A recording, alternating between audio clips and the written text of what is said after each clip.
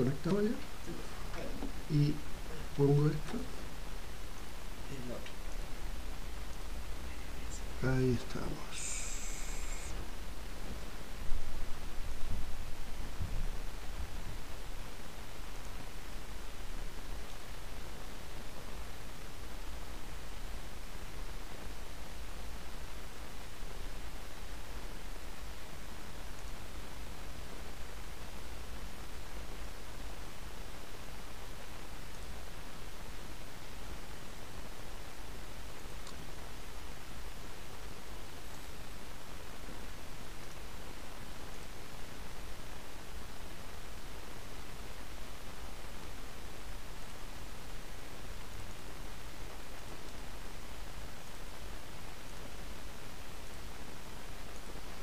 ¿Cómo están? Muy buenas noches. Vamos a iniciar esta sesión de videoconferencia. Sean todos ustedes muy bienvenidos a esta última sesión en que nos encontramos virtualmente anticipando lo que va a ser nuestro encuentro el día sábado próximo a partir de las 9 de la mañana. Saludamos a Barría, Sandra, Claudia, que está difónica, según nos cuenta aquí, Luis, Claudio, y ellos nos acompañan hasta este minuto. Están en sesión todavía chistes. Vamos a iniciar de inmediato la sesión. Diego, bienvenido. Vamos a iniciar de inmediato entonces la sesión. Muy buenas noches a todos los que nos acompañan a esta hora 21 de la noche de este día jueves. ¿Cómo han estado todos con las tareas? Los he visto bastante ocupados desarrollando los casos que, a decir verdad, son bastante interesantes todos los que han llegado. Han hecho un muy buen esfuerzo en términos de conocer la naturaleza de las empresas y tratar de hacer una disección de lo que son sus estrategias. Esto es bien interesante porque ocurre que cuando uno está en una empresa y diseña una cierta estrategia o hace un análisis del entorno empresarial, por ejemplo, lo hace a partir de la experiencia de una empresa a la cual conoce, que tiene una cierta historia que también conoce y una cierta estrategia muchas veces no explícita, pero que más o menos se domina. Sin embargo, este esfuerzo es mayor, es mayúsculo, diríamos, cuando uno trata de interpretar cosas en otras empresas. Por lo tanto, es un muy bonito esfuerzo y la verdad es que los trabajos desde ese punto de vista han sido bastante interesantes, bastante completos. Se han esforzado mucho en hacer unas presentaciones, además que son bastante ordenadas, formalmente muy bien presentadas. Así que desde ese punto de vista me parece que vale la pena hacer un reconocimiento y creo que además ha sido exitosa la medida de que puedan trabajar en grupo porque claramente creo habrán podido darse cuenta de que eso agrega bastante valor a lo que ustedes están haciendo.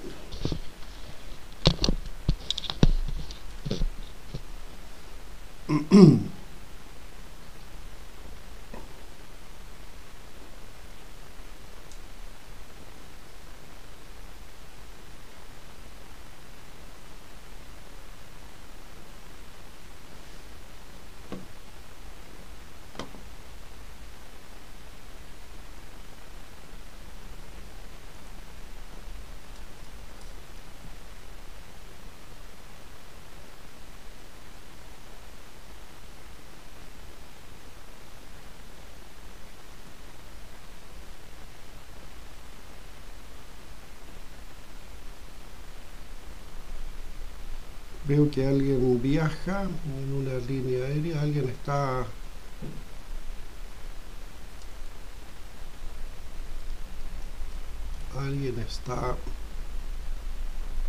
de viaje parece. Luis, no, Luis le informa, vamos a hacer público esto a Sandra, que hay un vuelo en Pluna. Bien.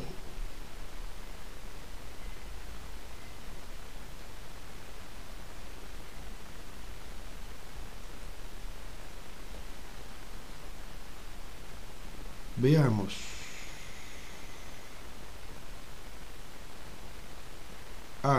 Y era vuelo nacional. Pluna tiene un vuelo nacional. Viajé hace un tiempo en Pluna, me llamó mucho la atención. Tiene un modelo de negocio muy particular, porque ellos cobran aparte del equipaje. Son aviones bastante pequeños además. En general bastante cómodo, pero llama la atención esto del cobro aparte del equipaje. Porque en las líneas nacionales por lo menos y en las internacionales en general eso no se da.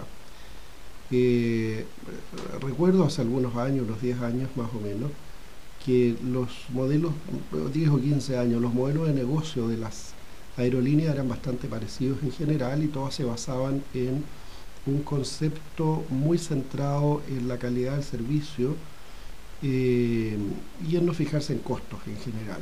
Y por lo tanto las comidas eran abundantes, los menús eran amplios, el número de azafatas en los vuelos era mayor que el que hoy día tenemos. Y bueno, ustedes saben, después de eso ha habido varios colapsos bien importantes de la industria de varias empresas aéreas que han puesto en cuestión los modelos de negocio de las líneas aéreas. Y recuerdo haber viajado hace unos 15 años en una línea aérea norteamericana, en un vuelo interno, y era absolutamente contrario. Era una línea aérea barata y que lo que hacía es algo muy parecido a lo que hace LAN hoy día, que es entregar un snack. Solo que en ese caso era una situación un poquito más extrema, porque lo que se hacía es que al momento de la entrada en la manga, antes de ingresar el avión, había una especie de mesita donde uno sacaba, tomaba una bolsita, y esa bolsita era el snack. Era como lo que hace LAN hoy día, que una azafata va repartiendo el snack en cada uno de los asientos. Bueno, ahí se ahorraban esa parte también, y lo que hacían era que cada uno se autosirviera el snack, y por esa vía entonces abarataban los costos. Los modelos de negocio han ido evolucionando porque la competencia se ha hecho cada vez más dura.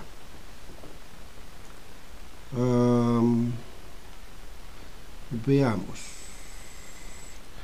Luis nos plantea el BCG como punto fuerte el concepto de instrumental en limitaciones y campos de modelos. Luis, si puedes aclararme.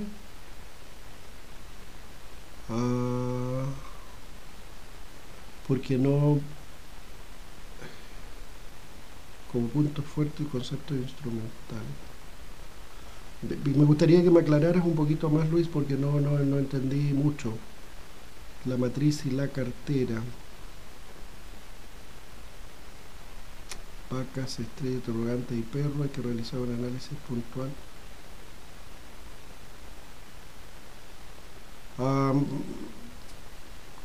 Están un poco, están metidos en las tareas, parece, están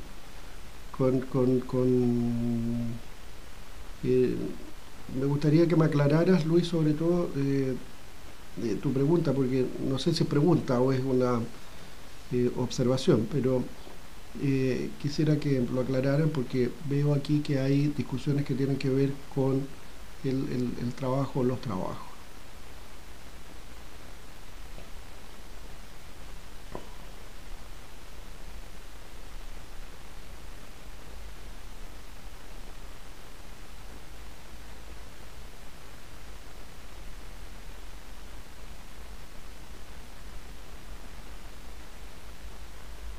Aprovecho de preguntar, ¿Pluna está haciendo viajes nacionales?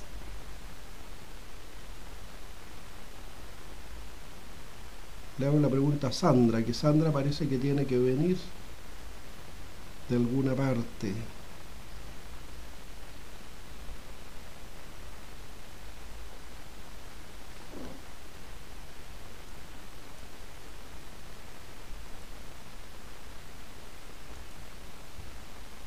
Ah, desde Concepción en Pluna. Bien.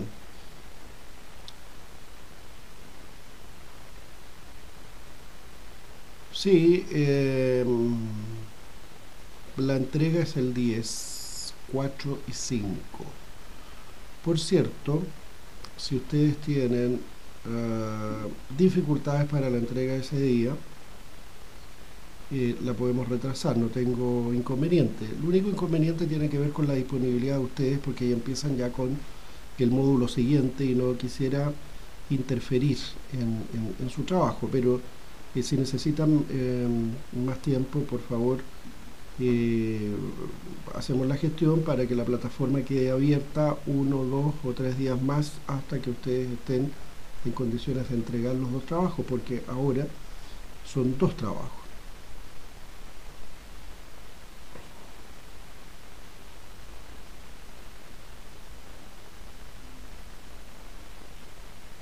Luis, y ahora estoy entendiendo más si existe una matriz con limitaciones y puntos fuertes en limitación y campo de utilización de los tres modelos. Um, lo que existen son instrumentos que todos tienen sus pros y sus contras, y por eso es que uno debiera utilizar más, lo que debiera hacer es un análisis un poco más en cascada, en el sentido de que va utilizando herramientas progresivamente en la medida que las va necesitando. El día sábado lo que vamos a ver precisamente es una secuencia de herramientas que le llamamos la etapa más bien del análisis, y después una etapa de la decisión, es decir, instrumentos metodológicos que en conjunto nos permiten hacer análisis del sector industrial, análisis de competitividad, y que luego nos permiten tomar decisiones. Entonces, no existe la herramienta única que sea útil a todas, porque todas tienen una mirada que va desde lo puntual o a otras miradas que ponen el foco más en lo externo, unas más en lo externo, otras más en lo interno. Entonces, no hay una única. Ustedes han visto que las herramientas, las tres que vimos para análisis de competitividad, estrategias de competitividad, son complementarias y muy parecidas. Entonces uno, ¿qué es lo que debería hacer? O usa derechamente una, o usa más de una de manera complementaria y ve si las conclusiones que está obteniendo son más o menos similares o no. Una nos va a dar más información respecto del tipo de empresa, unidad estratégica de negocio determinado, sus características, y nos permite ubicarnos en ese mapa. Y otras son más inductoras respecto del tipo de estrategia. Y claramente cuando uno hace ese análisis, entonces la deducción inmediata tiene que ver con estrategia. Entonces la matriz le dice, mire, en esto usted vaya más bien en una estrategia de desinversión. Y ocurre que cuando esta matriz la ponemos encima de la matriz BCG, por ejemplo, nos encontramos, bueno, estamos hablando de una unidad estratégica de negocio, una empresa, o una tipología, una familia de productos que son más perros muertos. Pero no hay ninguna herramienta que sirva para todos los propósitos, eso no existe.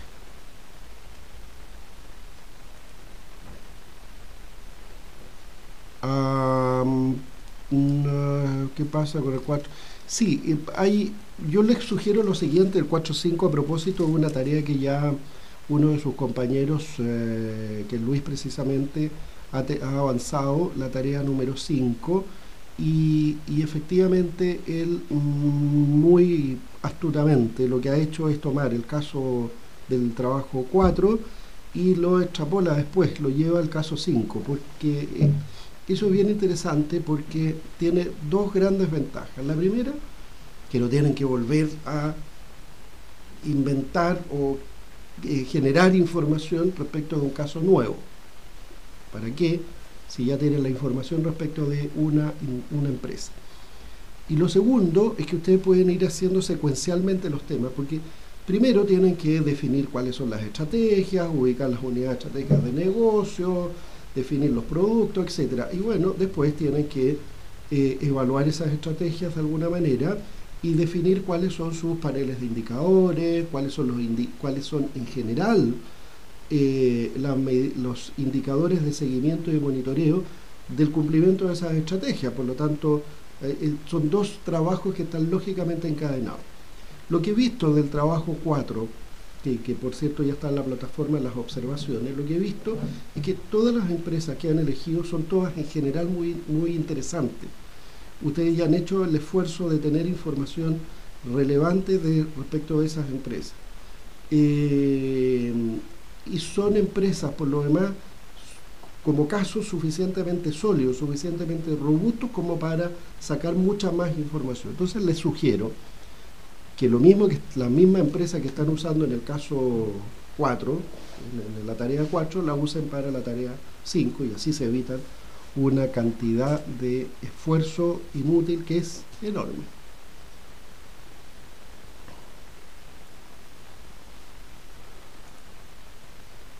Bien, les sugiero respecto del a ver, les sugiero eso respecto a las dos tareas. Por cierto, aquellos que quieran hacerlo, si hay alguien que les parece que con lo que se dijo en el trabajo 4 respecto a una empresa es suficiente y quedaron saturados de esa empresa, ok, tomen otra. Pero lo ideal, ¿no es cierto?, es que no ocupen exceso de tiempo en hacer la tarea 5.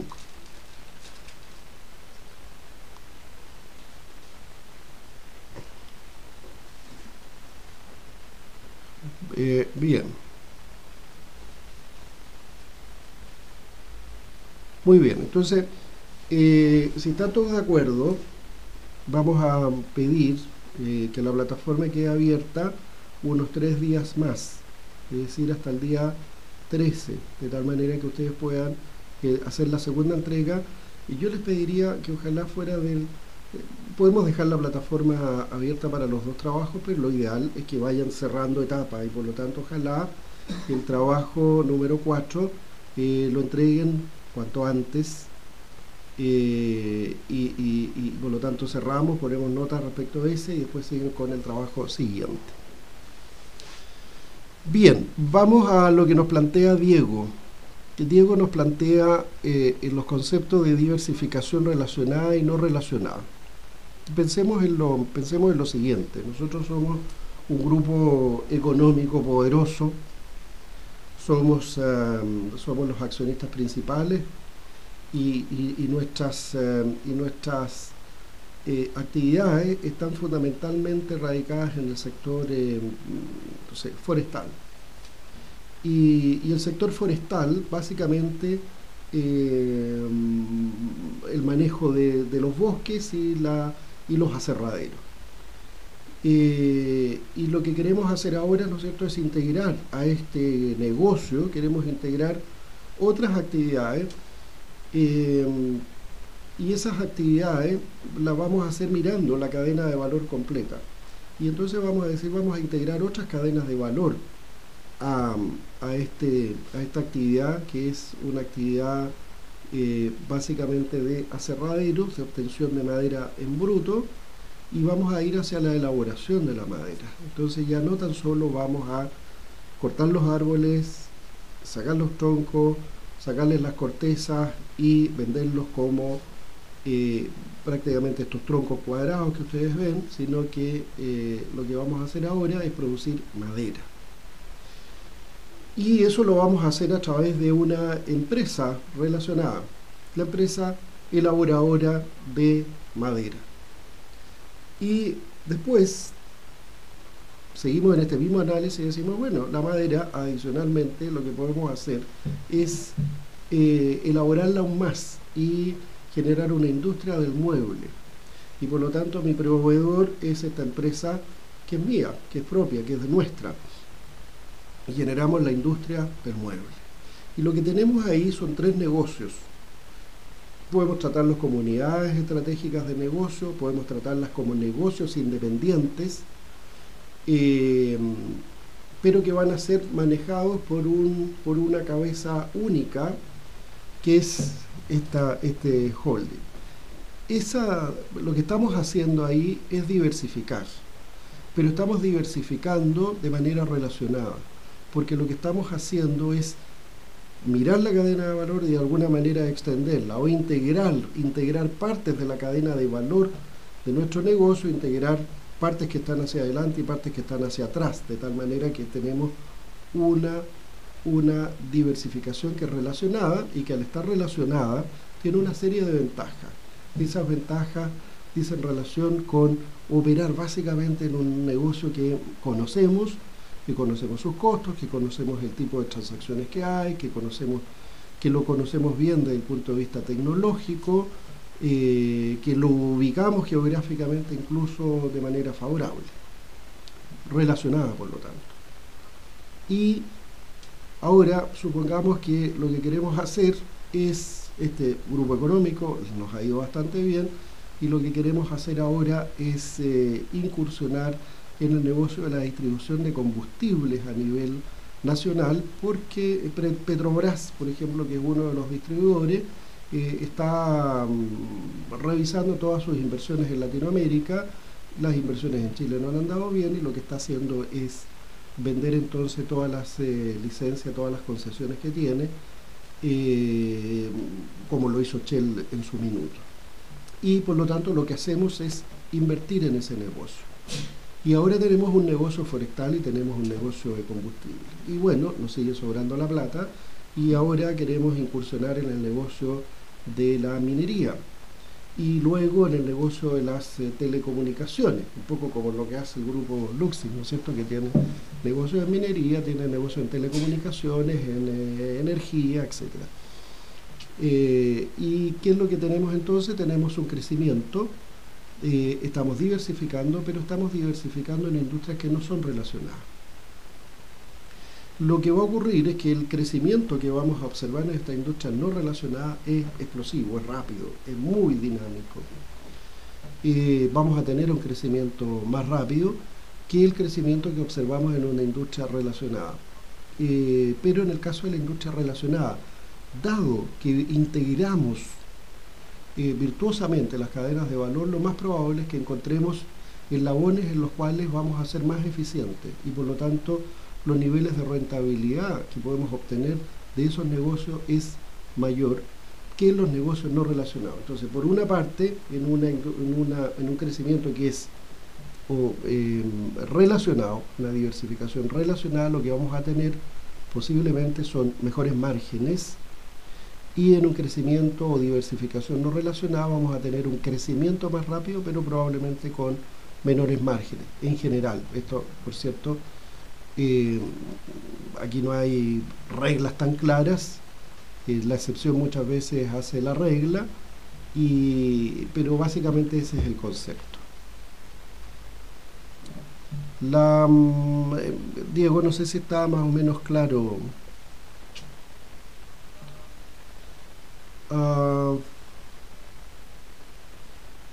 Bien, Encarni nos plantea el tema de las estrategias corporativas.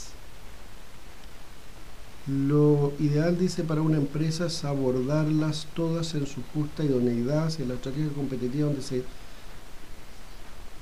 aconsejaba una sola dirección, no abordar todas las opciones. Sí, y yo quiero tomar lo que plantea Encarni en el sentido de que una estrategia corporativa, la verdad es que es una sumatoria de estrategias competitivas, pero cuyo resultado no es exactamente la sumatoria de las estrategias competitivas. Yo me atrevería a decir incluso que no existen técnicamente las estrategias corporativas, porque lo que puede ocurrir es que sí existen en una empresa muchas estrategias competitivas que coexisten y por lo tanto decir que la sumatoria de esas distintas estrategias competitivas en la estrategia corporativa es un error. Y por eso es que el foco siempre está más en las estrategias competitivas más que en las estrategias corporativas, a menos que nosotros corporativamente definamos una cierta estrategia general para todas nuestras líneas de producto y digamos, por ejemplo, que todas nuestras unidades estratégicas de negocio van a tener el mismo patrón de comportamiento, la misma estrategia de crecimiento, la misma estrategia de posicionamiento. Por lo tanto, si esa condición no se da, efectivamente lo que uno debiera hacer, y qué es lo que ocurre en la práctica, por eso existe la matriz BCG, es que uno tiene distintos productos o unidades estratégicas de negocio o familias de productos que están ubicados de manera distinta en este mapa que nos muestra en nuestra posición competitiva y el atractivo de la industria. Y ubicados en este mapa significa, por lo tanto, que hay un cierto tipo de estrategia que vamos a utilizar de manera diferenciada. No puede ser la misma estrategia si no todos los productos o las unidades estratégicas de negocio están en la misma industria, tienen el mismo nivel de madurez de desarrollo de esa industria, tenemos el mismo nivel de posicionamiento y por lo tanto necesariamente tiene que haber estrategias diferentes. O sea, estoy pensando, por ejemplo, en que una industria, los casos que recién veíamos, la coexistencia de una industria minera, una industria forestal, una industria tecnológica, una industria de las telecomunicaciones, todas ellas son industrias tan distintas y por eso le llamamos no relacionadas, en la que nuestra posición competitiva lo más probable es que sea distinta y en consecuencia vamos a tener que desarrollar estrategias de posicionamiento diferentes.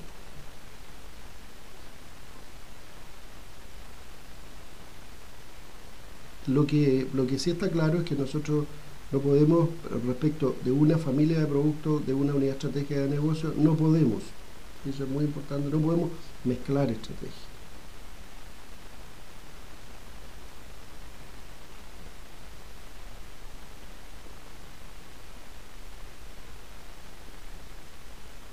Sí, Claudia nos plantea el tema de la inversión en marketing y dice que le llama la atención que un fuerte aumento en marketing no necesariamente implica mayor rentabilidad. Y eso es, y después aclara, de venta o incremento en el porcentaje de mercado. Ok, efectivamente, el punto es el siguiente. Las estrategias de marketing son estrategias complementarias en una empresa o en un producto. No son la estrategia en sí. En consecuencia lo que hacen es acompañar lo que definimos. Y cuando perdemos el foco de lo que hacemos, entonces pensamos que muchas veces la forma se confunde con el fondo. ¿Qué quiero decir con esto? Si tenemos una compañía cualquiera, con un producto cualquiera, pero estamos perdiendo posición de mercado, progresivamente producto de que hay obsolescencia en nuestro producto, de que tenemos serias dificultades en términos de el relacionamiento con nuestros clientes, porque nuestros procesos son altamente ineficientes, son improductivos, porque tenemos una competencia mucho más activa, más feroz y además más efectiva. Y por lo tanto tenemos una pérdida de competitividad real. Aquí lo que tenemos es que puede haber un mercado que es atractivo y sin embargo nuestras competencias, es decir, nuestras características internas para responder a las demandas de ese mercado no son suficientes respecto de la competencia. Si estuviéramos en un monopolio sería una cosa distinta. Pero en general no estamos en monopolio, estamos en mercados que son más o menos competitivos. Por lo tanto, lo que ocurre ahí es que en ese mercado que es más o menos competitivo, en que estamos perdiendo competitividad real, suplantar parte de esa competitividad real por la vía de hacer una campaña de marketing que lo que hace es realzar un conjunto de atributos que o no son verdad o que ya no son valorados por el cliente, puede generar un aumento puntual en nuestra participación de mercado, en nuestras ventas, pero rápidamente va a volver al nivel en que tiene que estar, que es más bajo que la competencia. Entonces, por eso decimos que la estrategia de inversión agresiva en marketing solo va a producir resultados que sean sustentables en el largo plazo en la medida que lo que comuniquen es exactamente el nivel de competitividad alto que tiene una empresa. Si el nivel de competitividad es bajo, usted no lo puede suplantar por la vía de comunicar al mercado algo que no tiene. No sé si queda claro, Claudia.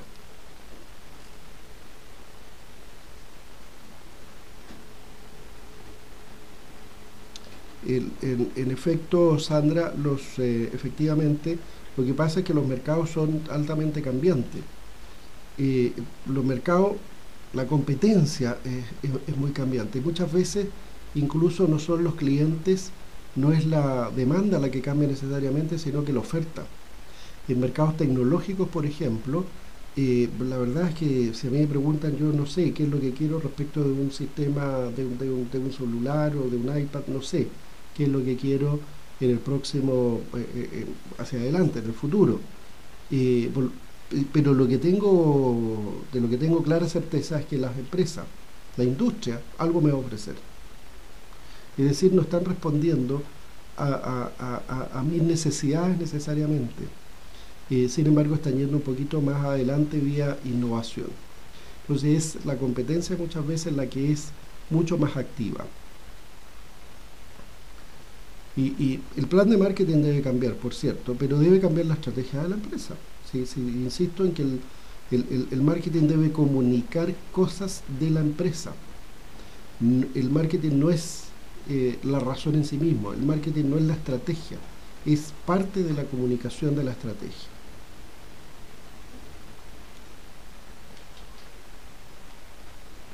Exactamente, el Diego lo plantea muy bien. Para que el aumento de marketing sea efectivo debe estar muy ligado a la calidad del producto, diferenciación. Agregaría una cosa, muy ligado a la calidad del producto, muy ligado a la estrategia de diferenciación o muy ligado a la estrategia de costo, porque el marketing también puede comunicar eso. Es decir, cuando nosotros nos enfrentamos a las estrategias de marketing de hipermercados líder, por ejemplo, es el de más bajo costo siempre. Lo que está comunicando la empresa ahí es su estrategia, pero esa estrategia tiene que ser real, tiene que ser sustentable, tiene que ser reconocida por el mercado.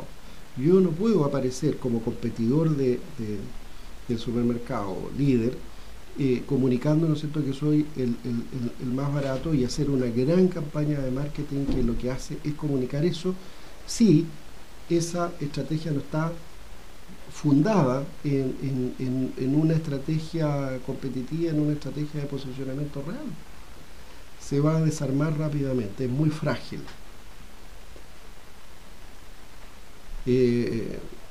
Claro, lo que plantea Luis es muy cierto, empresas que están con oxígeno de emergencia, ¿no es cierto?, utilizan el marketing para reposicionarse. Eso es efectivo y peligroso. Aquí esto también es una decisión de estrategia de quienes dirigen la organización. ¿Qué es lo que hago cuando estoy en una posición muy debilitada? Y ahí hay una decisión estratégica, porque puedo optar por hacer una gran inversión en marketing para recuperar parte del mercado perdido, o puedo abandonar ese mercado, migrar, transformarme, reconvertirme. Por eso digo que las estrategias de marketing no son estrategias en el sentido estricto de la palabra, en el sentido que la hemos estudiado durante esta semana. Porque lo que debiera hacer el marketing ahí es acompañar una decisión estratégica, y la decisión estratégica está en función de revisar, por ejemplo, a través de la matriz BCG u otro instrumento, cuál es la fase, cuál es el ciclo en el que está mi producto, cuáles son mis ventajas competitivas, qué tan sostenibles son mis ventajas competitivas. Porque a lo mejor concluyo que lo que tengo que hacer es abandonar ese mercado, abandonar esa línea de producto. Y en consecuencia, la estrategia de marketing para reposicionarme, para recapturar a los clientes, no tiene ningún sentido. Por eso es que las estrategias de marketing deben acompañar las estrategias empresariales. No necesariamente la campaña de marketing va a generar resultados positivos. Existen campañas de marketing que han terminado siendo un fracaso porque los mensajes no han sido los adecuados. Sí, efectivamente, o porque no hubo comunicación con los clientes. Claro, pero ahí entramos en el tema de la calidad de la campaña de marketing. Y la campaña de marketing, no hay mejor campaña de marketing que aquella que comunica la realidad, lo que comunica lo que realmente es la empresa. ¿Qué es lo que quiere comunicar la empresa? Es lo que nosotros tenemos que hacer en una campaña de marketing. Esa es la primera pregunta que tenemos que hacernos. Y la campaña de marketing no es una campaña de blanqueo, no es una estrategia para eh, capturar tangencialmente a los clientes diciendo algo que no es, porque eso no es sostenible en el largo plazo. Eso es lo que trato de decirle.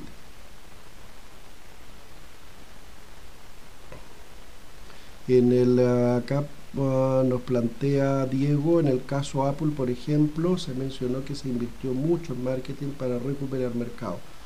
Por cierto, pero el marketing ahí estaba acompañado acompañaba, materializaba o ponía una componente de una cierta estrategia fundada en los productos. Caso de Supremo, Vino 120, por cierto, sí. ¿Sería una estrategia para consolidar a base de valores? No entendí mucho. No entendí mucho la pregunta, Claudio. Me gustaría que me la repitiera. ¿Sería una estrategia para consolidar a base de valores? Los sentimientos de las personas. Una estrategia empresarial o una estrategia de marketing. Las estrategias de marketing lo que hacen muchas veces es realzar precisamente ciertos valores y ir hacia buscando experiencia de las personas, buscando algo que no es precisamente racional, generar un ancla en una emoción de las personas. Son todas estrategias de marketing que lo que buscan es llegar mejor a los clientes con un mensaje que sea más fácil y rápidamente entendido. Pero son mecanismos comunicacionales, nada más que eso.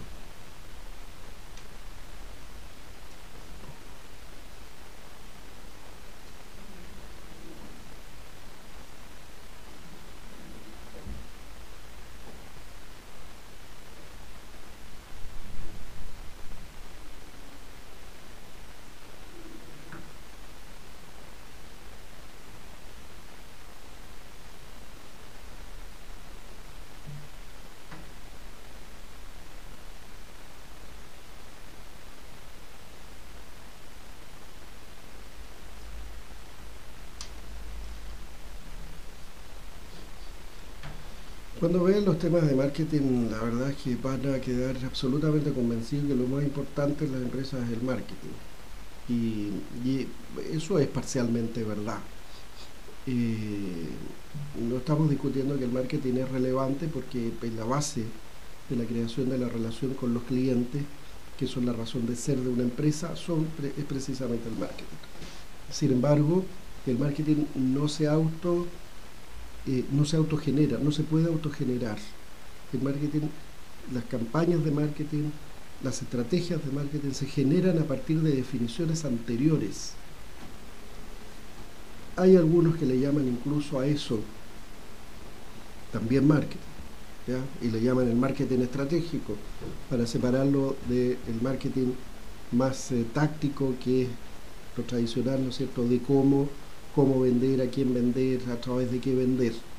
El marketing estratégico tiene que ver con el qué vendemos y dónde lo vendemos. Entonces, pero esa es no es propio del marketing, eso es una decisión estratégica que va más allá del marketing. Yo diría que el marketing real, efectivo, tiene que ver con el marketing operacional o táctico, que es cómo nosotros llegamos a los mercados, cómo los penetramos y cómo rentabilizamos los mercados, etcétera.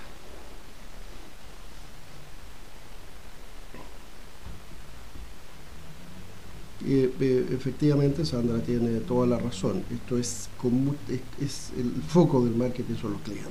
Ese es el foco. Cómo nos relacionamos, cómo establecemos relaciones duraderas, relaciones de lealtad, relaciones de fidelidad. Esas son las cosas que tenemos que preguntarnos, las cosas que tenemos que responder con el marketing.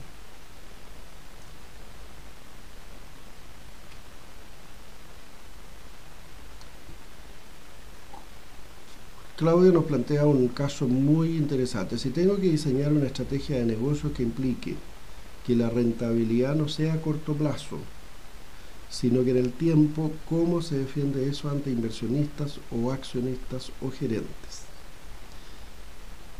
Aquí depende mucho de la naturaleza del negocio, depende mucho de la naturaleza de los inversionistas. Es lógico pensar que no todos los negocios tienen periodos de recuperación de capital cortos en el tiempo. Hay negocios que son más riesgosos que otros, hay negocios que tienen periodos de recuperación de capital que son más largos que otros, pero más seguros. Aquí yo diría que el punto central tiene que ver con la rentabilidad esperada por el accionista. No tiene que ver con que la rentabilidad será a corto plazo o a largo plazo, sino de evaluar el proyecto desde el punto de vista de la evaluación económica financiera del proyecto, es decir, en la evaluación privada del proyecto, evaluarlo en el horizonte de tiempo que corresponde. El horizonte de tiempo que corresponde para un proyecto podrá ser 5 años, 10 años o 20 años si estamos hablando de un proyecto más grande como un proyecto minero. Y lo que tenemos que ver, por lo tanto, son los indicadores finales de ese proyecto como proyecto completo. Y calcular los indicadores relevantes. ¿Y cuáles son los indicadores de relevantes? Primero, el van del proyecto en el periodo que hayamos concordado que es el periodo ideal. Segundo, la tasa interna de retorno, que de alguna manera nos refleja, ¿no es cierto?, es una especie de test ácido respecto de cuánto es lo que podemos estresar ese proyecto hasta que sea rentable. Y lo tercero, yo diría una tercera variable que siempre se pregunta, tiene que ver con el periodo de recuperación de capital. Y el periodo de recuperación de capital es una variable más, que no es la más determinante. Nosotros vamos a tener periodos de recuperación de capital que son relativamente largos. Por ejemplo, en un proyecto minero donde se invierten 3.000 o 5.000 millones de dólares, naturalmente el periodo de recuperación de capital es largo, serán 10 años. Pero si tenemos un negocio más pequeño, esperaré, ¿no es cierto?, que la recuperación de capital sea no más de 2 años. Y si tengo un negocio más pequeño, esperaré que la recuperación de capital sean 10 meses. Entonces tiene que ver más con las expectativas de quienes tienen que poner el capital, cuánto es el periodo en el cual ellos estiman que eso es razonable. No existe una cifra adecuada. Y lo segundo tiene que ver con el riesgo, porque efectivamente yo tengo que combinar estas distintas variables. Si mi proyecto es riesgoso, altamente riesgoso, tengo que exigirle una rentabilidad que sea más alta y probablemente un periodo de recuperación del capital más corto. Pero si el proyecto no es riesgoso,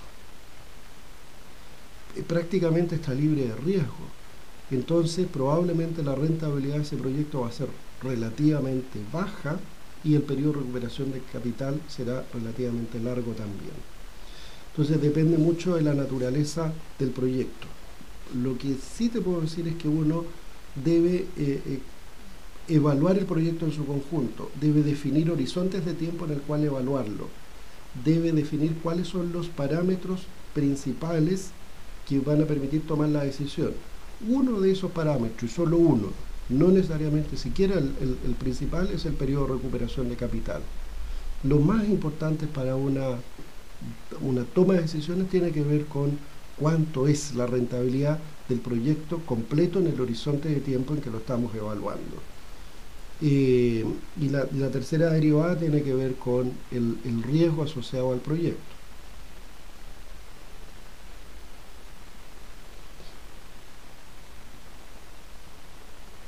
Ahora, por cierto, hay inversionistas que están en búsqueda de proyectos altamente riesgosos y por lo tanto con primas muy altas, con tasas de retorno muy altas y rápidas. Y hay inversionistas que lo que buscan es estabilidad y por lo tanto que tienen claro que su inversión no va a rentar en el corto plazo, pero que es segura. Esto es exactamente que invertir en los fondos de pensiones. Los fondos de pensiones riesgosos, ¿no es cierto? Vamos a tener rentabilidades en el corto plazo. Pero podemos tener pérdidas también en el corto plazo. Los fondos de pensiones que son menos riesgosos son más seguros. Vamos a tener menores rentabilidades y retornos más largos en el tiempo, pero van a ser seguros. ¿De quién depende? Si uno toma la opción A o la B, depende exclusivamente del inversionista. Si yo soy un inversionista más adverso al riesgo, entonces pediré participar de inversiones que sean menos riesgosas y menos rentables. Si soy más adicto al riesgo, entonces lo que haré será irme hacia proyectos que sean más riesgosos con rentabilidades esperadas más altas.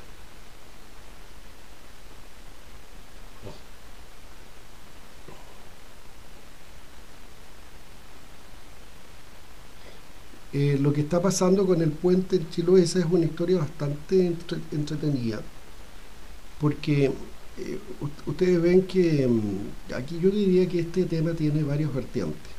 Eh, una de las vertientes principales, diría yo, tiene que ver con la mala calidad de la toma de decisiones públicas, de las decisiones de inversión pública. Uno no puede partir de la solución, uno tiene que partir de los problemas. Nosotros tenemos la tendencia de partir, culturalmente así lo hacemos, partir desde las soluciones. Y cuando partimos desde las soluciones, hacemos el razonamiento equivocado porque estamos prejuiciados y siempre nos centramos en una alternativa de solución. Lo que debemos hacer es definir el problema. Y el problema tiene una serie de causales. Y lo que debemos hacer, por lo tanto, es plantear la solución, no del problema, sino de las causas que le dan origen. Cuando hacemos ese tipo de razonamiento, muy probablemente se nos abren las opciones de solución. Las opciones de solución pueden ser mucho más variadas, más amplias, más ricas, más diversas y de distinto costo. Y después lo que tengo que hacer es priorizarlas en base a ciertos parámetros que son diversos dependiendo de la naturaleza de la inversión. Serán costos, será el acceso al financiamiento, será la rapidez, la facilidad de hacer las obras, etc. En el caso del puente de Chiloé, la verdad es que este es un tema ya de carácter político y por lo tanto aquí no hay prácticamente evaluación de ninguna naturaleza. Es simplemente reflotar una idea que ha estado durante 7 años, porque esto me parece que viene del año, un poquito más diría yo, del año 2013, el expresidente Lagos lo planteó sin haber hecho mucho análisis de cuáles eran los problemas que aquejaban a la isla de Chiloé. Lo planteó y hizo el razonamiento al revés, partió desde la solución en lugar de partir desde las causas del problema, y nunca estuvo definido de manera muy clara cuál era el problema, y después es retomado nuevamente por el gobierno actual y es retomada bajo la misma lógica, y por lo tanto no hay una discusión que sea muy clara en esto. Es más, se plantea, ¿no es cierto?, que aquí lo que se está haciendo es hacer una evaluación social del proyecto, no privada, social, y que hay una cifra que son 740 millones de dólares que harían rentable el proyecto bajo unos ciertos parámetros. Y esos parámetros están dados por una metodología, la metodología del Ministerio de Desarrollo Social, que establece que para este tipo de inversiones deben ser evaluadas, no lo tengo muy claro en este caso, pero será evaluado a 20 años, hay unos ciertos flujos de ingresos, hay un cierto monto de inversión, hay unos ciertos montos de egresos anuales propios de las mantenciones, etcétera, y y debe darse una cierta, debe observarse al final, cuando hago esa evaluación, en ese horizonte de tiempo debo tener una rentabilidad que tiene que ser superior al 10 o 12%. Para que la rentabilidad sea del 10 al 12%, la rentabilidad social en este caso, el monto de inversión máximo tiene que ser 740 millones de dólares. O sea, esto es una cuestión que es matemática, no tiene otra componente. Y por lo tanto, se requiere, diría yo, una discusión un poco distinta respecto de los problemas, respecto de las causas y cómo solucionamos las causas, no cómo abordamos ese problema a partir de una solución preestablecida, porque ahí tenemos un cierto sesgo. Sí, van a ver después en el módulo de finanzas, Luis, que la manera de hacer las inversiones es precisamente a partir de capital propio y de capital de otros. El mix adecuado entre lo que ponemos como capital propio y aquello con lo que operamos externamente a través de otras fuentes, de inversionistas privados, del banco, de quien sea, eso lo van a ver en el módulo de finanzas y hay dado unos ciertos parámetros, tiene que buscar el mix más adecuado. El mix más adecuado no es nunca funcionar con capital propio 100%, sino que más bien hay que poner en riesgo también el capital de otros. Pero todas estas cosas, eso desde el punto de vista financiero, porque todo esto depende de las políticas de las empresas. Yo conozco empresas en que los empresarios son más bien conservadores y ellos dicen yo no me endeudo y por lo tanto cualquier cosa que haga la hago sobre seguro, y eso significa que pongo, cada vez que inicio un proyecto, pongo mi plata. Termino ese proyecto, tengo mis retornos, junto plata y una vez que la tengo, invierto en otro proyecto. Son políticas de empresa. Uno puede cuestionarlas, uno puede decir, mire, su plata rentaría más si es que la pone o si es que no la usa completamente en este proyecto y si es que trabaja con plata ajena, pero son políticas de la empresa. Aquí hay un factor que limita cualquier consideración más técnica en este sentido, que tiene que ver precisamente con el hecho de que no hay nada que, o hay ciertas cosas que no pueden traspasar una línea de definiciones propias de la empresa. La política de la empresa, los valores de la empresa, la misión de la empresa, la estrategia de la empresa, son de la empresa. Uno las puede cuestionar, pero son las cosas tal cual están y por lo tanto no es mucho lo que se puede hacer. Hay unos tipos de capitales públicos que son los que menciona Sandra, capital semilla. Capital semilla de Cercotec particularmente, que es para emprendimientos menores, en que se financia parte de la inversión inicial. Son recursos bastante interesantes cuando se tienen emprendimientos pequeños. Y muchas veces es el capital necesario para echar a andar un negocio, sobre todo cuando no tenemos recursos propios para hacerlo. Recuerden que una de las deficiencias que tiene nuestro sistema financiero es precisamente que no es capaz de responder a las necesidades de financiamiento que tienen las empresas y los emprendedores, aquellos que están partiendo por primera vez, porque los mecanismos de evaluación que tienen son mecanismos que tienen altos niveles de resguardo, altos niveles de seguridad, y esos resguardos y esa seguridad está precisamente por respaldar los préstamos. Y respaldar los préstamos significa normalmente garantías de distinta naturaleza, y por lo tanto se le va a terminar prestando plata, un banco le va a terminar prestando plata, el sistema financiero va a terminar prestando plata a quien no la necesita o a quien tiene mucho respaldo. Pero aquel que es emprendedor por naturaleza, que está partiendo, que no tiene ni propiedades, no tiene nada, más que sus buenas ideas, la verdad es que no le va a prestar plata. Esa es la realidad de nuestro sistema. Que ese es el lado negativo del sistema financiero que tenemos. El lado positivo, ¿no es cierto?, es que es un sistema bancario que tiene bajo riesgo, en la medida que tiene una alta tasa de recuperabilidad de los préstamos y una alta tasa de recuperabilidad dada fundamentalmente porque todo lo garantiza y presta sobre seguro.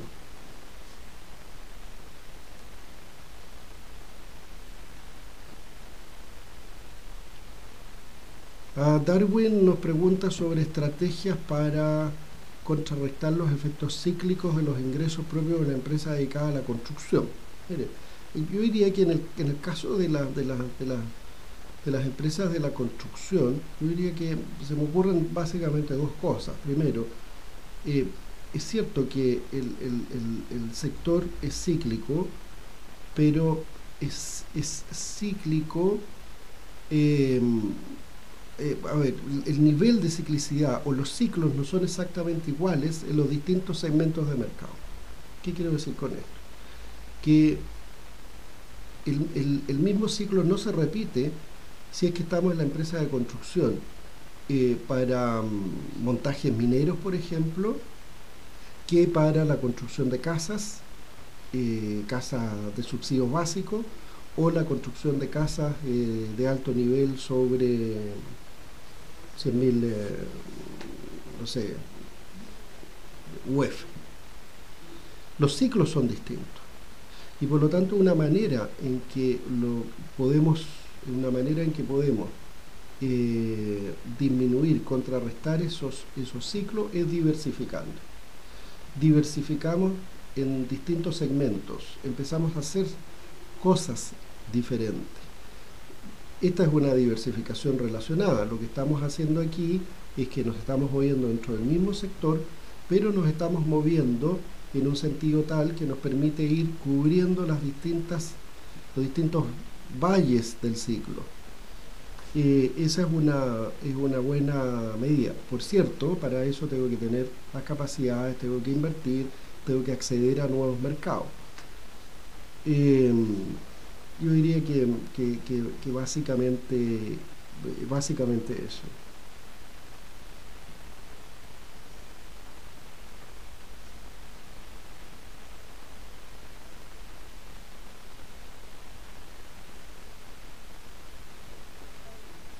Conozco, a propósito de este caso, estaba pensando, conozco una empresa grande, muy interesante, una muy buena empresa además. Me tocó participar hace unos meses atrás en un acto en que celebraban los 7 millones de horas hombres sin accidentes de trabajo, sin horas perdidas. Y es un caso bien interesante, que me ha tocado conocer en profundidad por razones laborales. Y esta empresa tiene básicamente más del 90% de su actividad en el sector minero, construyendo plantas, es decir, estando en la etapa inicial de construcción de los proyectos mineros. ¿Y qué es lo que están haciendo hoy día? Están empezando a diversificar. Y por lo tanto, ¿por qué? Porque estar en un solo sector es casi... el sector minero se mueve de manera muy similar. Si hay una crisis en la minería, entonces todo el sector cae y por lo tanto es casi tener un único cliente. Y por lo tanto lo que están empezando a hacer es una estrategia de diversificación.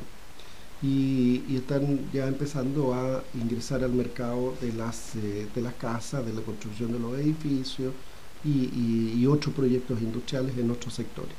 Entonces es una manera en que no solo van resolviendo el problema de los ciclos, sino que además al diversificar, van haciendo que el riesgo, la tasa de riesgo total del sistema disminuya.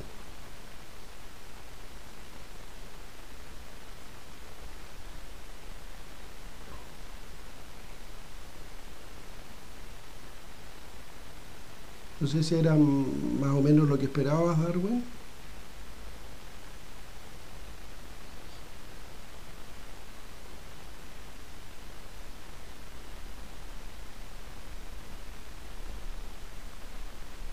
Ahora, ¿qué es lo que hacen las industrias que se encuentran con estos efectos cíclicos? Fundamentalmente lo que hacen es operar a partir de los costos. Y por lo tanto viene el ciclo y rápidamente lo que hacen, ¿no es cierto?, es, dado que tienen variabilizada la mayor parte del costo, disminuir los costos, contraerse al mínimo. Pero eso, la verdad, las cosas que lo único que hace es no contrarrestar, eso es enfrentar el efecto cíclico, pero no lo hace por una vía muy proactiva en el sentido de que vaya a generar nuevos negocios. Ahí lo que está haciendo es simplemente reducirse, encogerse cuando hay un bajo nivel de demanda.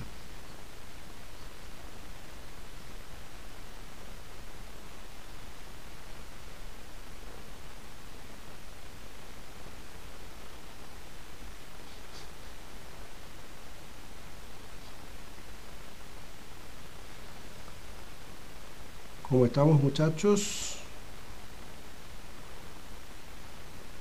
Estamos viendo. Abarría, Claudio, Luis, Sandra, Diego, Encarni, Sandra y Guillermo y Darwin, que están en la sala en este minuto. ¿Cómo estamos? A todos los he visto muy preocupados de sus trabajos. Me imagino que están con la mente en sus trabajos en este minuto.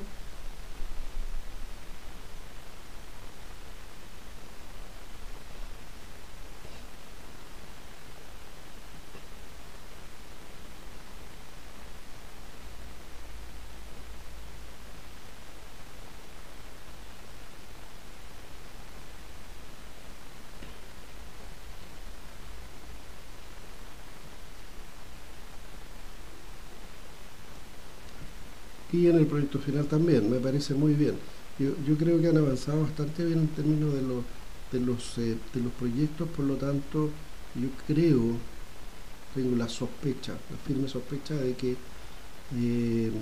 todas estas discusiones de los trabajos y las que hemos tenido les están abriendo la mente respecto a el proyecto de final de máster. Yo lo que les pido básicamente es que en el proyecto de final de máster ojalá sean más o menos ambiciosos, en el sentido de que piensen en proyectos de una cierta envergadura, que sean más o menos desafiantes, y que no sean cosas demasiado sencillas u obvias, que no se vayan en exceso por la vía del emprendimiento menor, del microemprendimiento, porque la verdad de las cosas es que eso no tiene mucha gracia. Eso, lo más interesante, ¿no es cierto?, es plantearse el desarrollo de empresas ya de un cierto tamaño. Entonces, les pido que revisen eso, que no piensen en función del capital del que pueden disponer hoy día, sino del capital necesario para hacer un buen negocio. Ustedes van a ver después las técnicas financieras, qué es lo que tienen que hacer para conseguir un monto de plata dado un cierto tipo de proyecto. Por lo tanto, eso no lo piensen como una limitante, sino al revés, como una oportunidad para resolver ese problema. Yo entiendo que para el día 13 de Darwin no tenemos problema en que se entreguen los trabajos. Voy a verlo con la coordinación para que la plataforma quede abierta. La plataforma se cierra en un determinado momento y por lo tanto esas fechas están programadas. Lo que vamos a hacer es pedir que permanezca abierto hasta el día 13 para que ustedes puedan entregar los trabajos.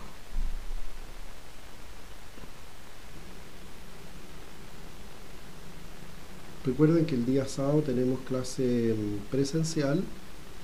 No me acuerdo muy bien el horario, imagino que partimos a las 9 de la mañana y terminaremos, no sé, por ahí no tengo claro si es 5 y media, Recuerden que tenemos fútbol después, por lo tanto tenemos que terminar a una cierta hora para poder ver el fútbol de la selección. Así que ese es un compromiso, de 9 a 18. Bien, Claudia nos puso la tarea difícil porque el partido a las 6:30, pero bueno, estaremos hasta las 18. Y Sandra nos está diciendo ahora que es hasta las 18:30. Wow, ¿y cómo llegamos a ver el partido? Entonces, veamos ahí si acortamos un poquito el almuerzo y terminamos no más allá de las 6. Claro, hacemos un break más o menos interesante, de tal manera que podamos esto no interrumpa la parte importante, que es la parte futbolística.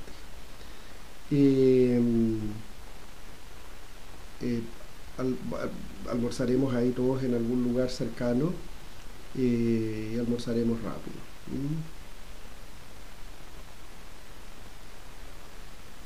María de Los Ángeles, dígame.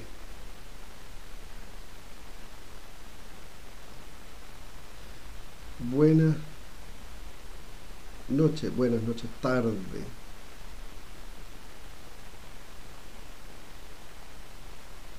No la... de 9 a 18:30, mire, viene llegando ahora María de Los Ángeles y nos entrega las malas noticias. Y vamos a ver si acortamos el almuerzo para irnos un ratito antes. ¿Qué le parece?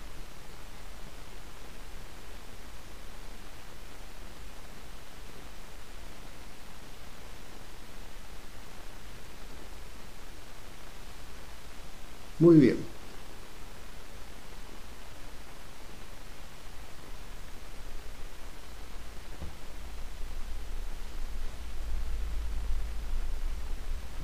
Ok, vamos a dar... así es, claro. Y ya lo dijimos el otro día, si fuera béisbol ahí estaría, pero encantada. Vamos a poner término entonces a esta sesión, no habiendo más preguntas, y nos encontramos el día sábado a las 9 de la mañana. Espero que todos ustedes estén presentes en esa jornada. Ha sido una jornada nuevamente muy grata la de hoy, así que creo que la del sábado lo será todavía más. Así que muy buenas noches Darwin, muy buenas noches a Pedro, que se está también ahí opinando, a Sandra, a Guillermo, a Claudia, a María de Los Ángeles, a Barría, ¿quién más me falta? Luis, Claudio, Guillermo, Darwin, Diego, a todos ustedes, muy buenas noches y nos vemos el día sábado. Que estén muy bien.